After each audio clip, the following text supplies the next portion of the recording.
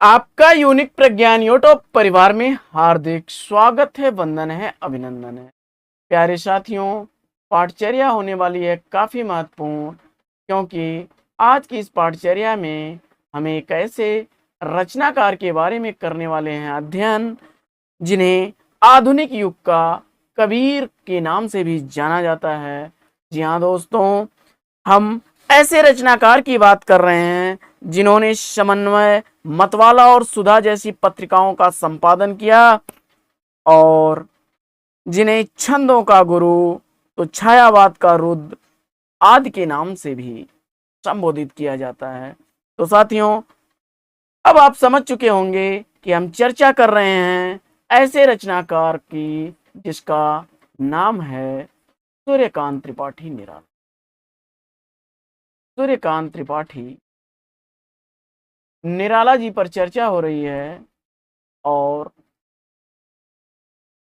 साथियों, आज की इस पाठचर्या को प्रारंभ किया जाए इससे पूर्व अगर वीडियो को पहली बार देख रहे हैं तो कृपया चैनल को सब्सक्राइब कर लें, बगल में बने हुए बेल आइकन से ऑल बटन को भी प्रेस कर लें, जिससे कि आने वाले नए वीडियो की नोटिफिकेशन आपको सबसे पहले मिल सके। क्योंकि आज की पाठचर्या में हम लोग शामिल कर रहे हैं एक ऐसे रचनाकार को जिसने आलोचना, अनुवाद, जीवनी, निबंध, संस्मरण, कहानी, उपन्यास, कविता कुछ भी नहीं छोड़ा है और मुक्तक काव्य को या स्वच्छंद छंद का प्रयोग करने वाला प्रयोक्ता भी इन्हें कहा जाता है। तो साथियों, इनके बारे में हम लोग अध्ययन प्रारंभ करते हैं, लेकिन उससे पूर्व वीडियो को लाइक और शेयर कर दीजिए। तो सूर्यकांत त्रिपाठी निराला जी को आधुनिक युग का कबीर भी कहा जाता है और यह इनका जन्म, सूर्यकांत त्रिपाठी निराला जी का जन्म 21 फरवरी 1896 ईस्वी को हुआ था। 21 फरवरी 1896 ईस्वी को हुआ था। और निराला जी ने अपना शरीर त्याग किया था, यानी इनकी मृत्यु का जो समय काल है वह है 15 अक्टूबर 1961। 15 अक्टूबर 1961 ईस्वी। साथियों, सूर्यकांत त्रिपाठी निराला जी एक ऐसे रचनाकार हैं जिन्होंने अपने जीवन काल में हिंदी साहित्य की सभी विधाओं पर स्पर्श किया, चाहे वो काव्य रहा हो अथवा गद्य का क्षेत्र रहा हो, उपन्यास, कहानी, आलोचना, संस्मरण, निबंध, अनुवाद, जीवनी कुछ भी नहीं छोड़ा है। यहाँ तक कि नाटक और पत्र पत्रिकाओं का संपादन भी किया है।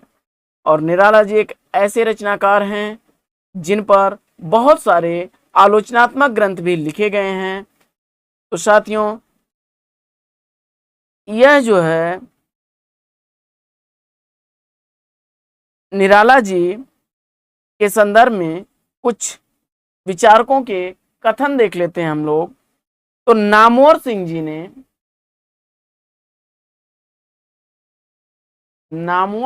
ने निराला जी को छंदों का गुरु कहा है। नामवर सिंह ने निराला जी को छंदों का गुरु कहा है। तो वहीं सुमित्रानंदन पंत जी ने निराला को संवेदनशील इंद्रिय बोध का कवि कहा है। संवेदनशील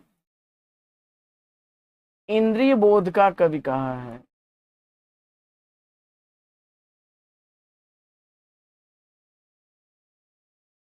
तो निराला को छायावाद का रुद्र भी कहा जाता है। छायावाद का रुद्र भी कहा जाता है सूर्यकांत त्रिपाठी निराला जी। और साथियों, निराला जी ने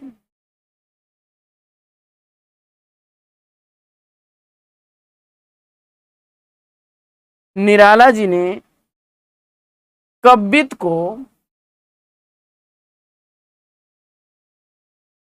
सूर्यकांत त्रिपाठी निराला जी ने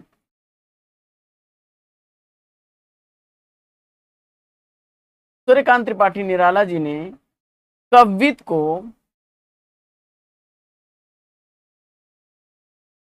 हिंदी का जातीय छंद कहा है। हिंदी का जातीय छंद कहा है।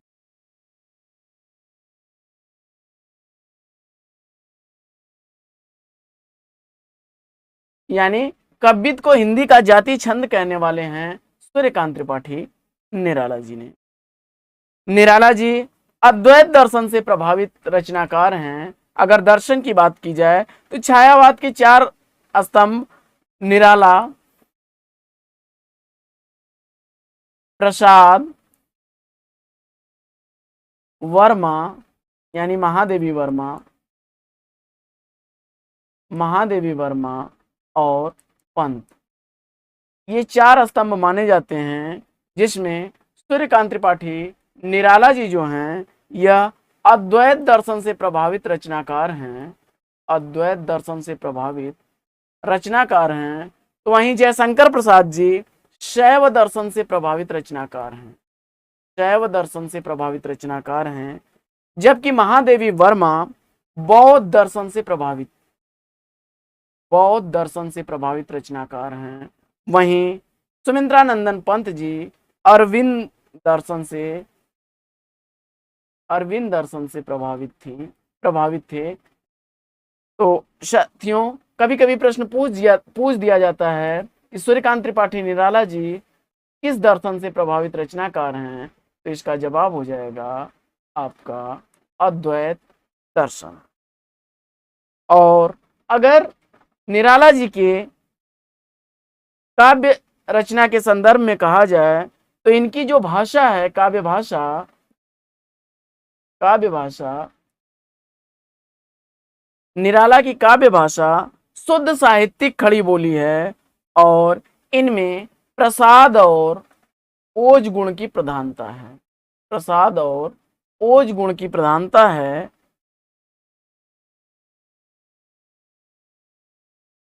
आइए बढ़ते हैं पाठचर्या में और इनके द्वारा कुछ प्रकाशित काव्य रचनाओं की बात कर ली जाए तो इनकी जो है प्रमुख काव्य संग्रह को देखते हैं हम लोग।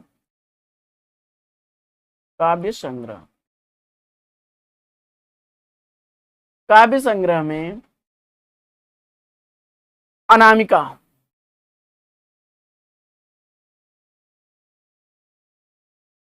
अनामिका 1923 ईस्वी की प्रकाशित रचना है।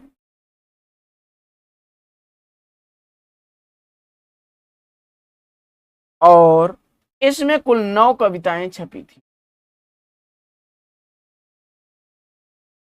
इसके बाद इनका अगला काव्य संग्रह अगर देखा जाए तो बादल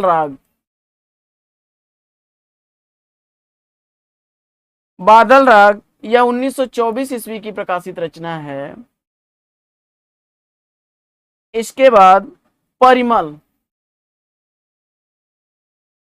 इसका रचना काल 1930 ईस्वी ठहरता है। इसके बाद गीतिका 1936 ईस्वी की प्रकाशित रचना है।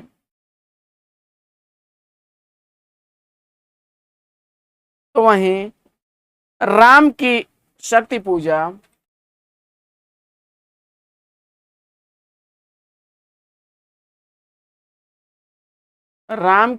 पूजा बड़ी चर्चित रचना है 1936 ईस्वी की।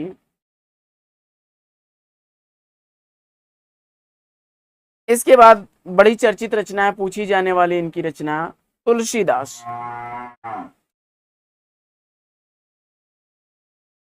इस रचना में का रचना काल 1939 ईस्वी है। और कुकुरमुत्ता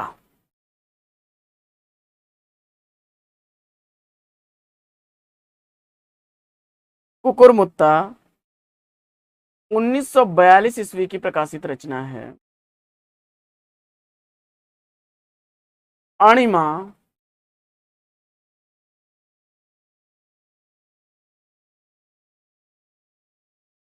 1943 ईस्वी की प्रकाशित रचना है। बड़ी चर्चित रचना इनकी है गीत गुंज। अक्सर पूछी जाने वाली रचनाएं हैं ये सारी। गीत गुंज 1954 ईस्वी की प्रकाशित रचना है। साथियों, इसके अलावा इनकी चांद का कली और सरोज स्मृति लंबी कविताओं के रूप में हैं, जिसमें आपका जो है राम की शक्ति पूजा भी आती है। तो सरोज स्मृति इनके द्वारा लिखा गया जो शोक काव्य है, जिसे हिंदी का सर्वश्रेष्ठ शोक गीत माना जाता है। और ऐसा नहीं है कि इन्होंने केवल काव्य ही रचे हैं, इनके द्वारा लिखे गए उपन्यास विधा पर भी रचनाएं हैं। इनके कुछ प्रमुख उपन्यासों पर चर्चा कर लेते हैं। उपन्यासों में इनका अप्सरा अप्सरा उपन्यास 1931 ईस्वी का प्रकाशित उपन्यास है, जो वैश्य जीवन पर आधारित उपन्यास है। तो दूसरा उपन्यास इनका है अलका। यह किसान आंदोलन से संबंधित 1933 ईस्वी का प्रकाशित उपन्यास है। तो वहीं आगे बढ़ते हैं और देख लेते हैं निरुपमा उपन्यास को, जो 1936 ईस्वी का बेरोजगारी और बेकारी की समस्या पर आधारित है। इसके बाद प्रभावती निराला का प्रभावती उपन्यास भी 1936 ईस्वी का प्रकाशित उपन्यास है। इसके बाद हम लोग चर्चा कर लेते हैं इनके संदर्भ में। तो इनका जो पहला उपन्यास है वह अप्सरा उपन्यास है, और यह 1931 ईस्वी में सुधा पत्रिका में प्रकाशित हुआ था। इसके अलावा इन्होंने इंदुलेखा उपन्यास लिखा था, जो कि इनका अधूरा उपन्यास है। यह भी स्मरण करने वाली चीज है। इंदुलेखा उपन्यास यह अधूरा उपन्यास है, इनके द्वारा लिखा गया। यह स्मरण करने वाली चीज है। इसके अलावा इनके 3 ऐसे उपन्यास हैं जो प्रकाशित नहीं हैं। दीवानों की हस्ती, फुलवारी लीला और सरकार की आंखें। जबकि चोटी की पकड़, काले कारनामे, चमेली और इंदुलेखा ये अधूरे उपन्यास हैं। इंदुलेखा,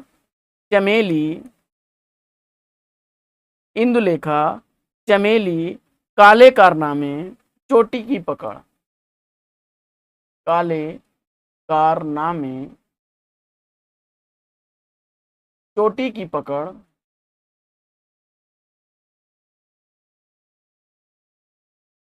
ये चारों उपन्यास जो हैं यह अधूरे उपन्यास हैं। इसके अलावा इन्होंने कहानियां भी लिखी हैं, जिसमें इनके प्रमुख कहानी संग्रहों में लिली, कहानी में अगर हम बात करें तो लिली, सखी, सुकुल की बीबी,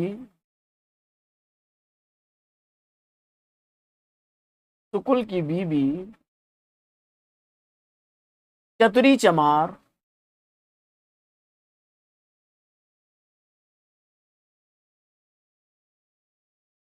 आदि इनकी प्रमुख कहानी संग्रह हैं। इसके अलावा इन्होंने प्रबंध प्रतिमा, निबंध संग्रह भी लिखे हैं।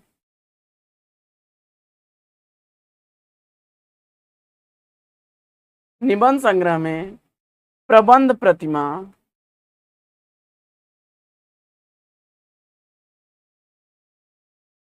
चाबुक, चयन,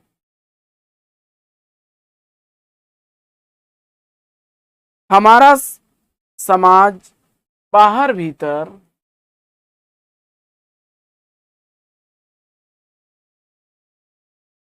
गांधी जी से बातचीत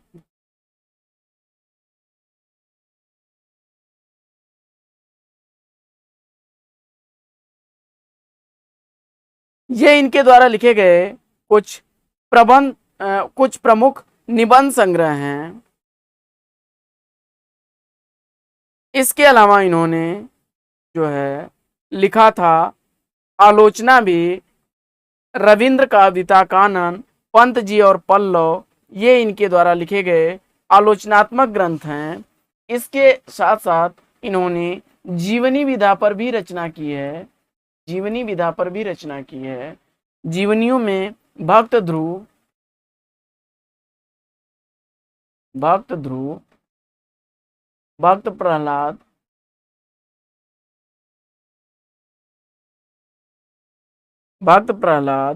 भेष,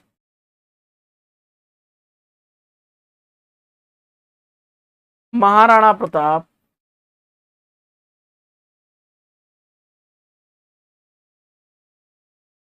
परिवाज्रक, बड़ा ही पूछा जाने वाला है या इंपॉर्टेंट, इसको आप समझ लीजिए। परिव्राजक,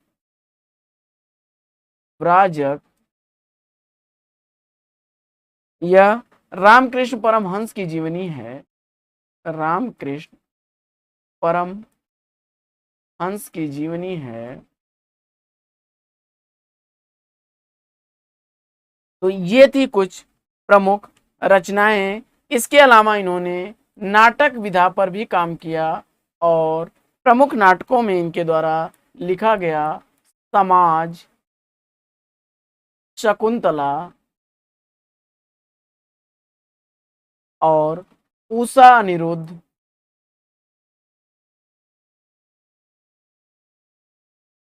ये इनके प्रमुख नाटक हैं। इसके अलावा इन्होंने समन्वय मतवाला जैसे पत्रों का संपादन भी किया और इनकी पहली कविता, मेन पॉइंट्स तो हम लोग छोड़ ही दिए थे, जूही की कली, जूही की कली, यह इनकी पहली रचना थी और 1916 ईस्वी में यह प्रकाशित हुई थी और इसी रचना को अश्लील कह करके महावीर प्रसाद द्विवेदी जी ने प्रिंट करने से, प्रकाशित करने से मना कर दिया था। तो साथियों, आज की पाठचर्या लेगी यहीं पर विराम। अगर वीडियो अच्छा लगा हो तो वीडियो को लाइक और शेयर कर दीजिए। चैनल पर पहली बार है तो चैनल को सब्सक्राइब कर लीजिए। फिर मिलते हैं आपसे अगले वीडियो में एक नए प्रकरण, एक नए टॉपिक, एक नए अंदाज में। तब तक के लिए लेंगे आपसे विदा। आपका जीवन मंगलमय हो। Best wishes, best of luck. जय हिंद साथियों।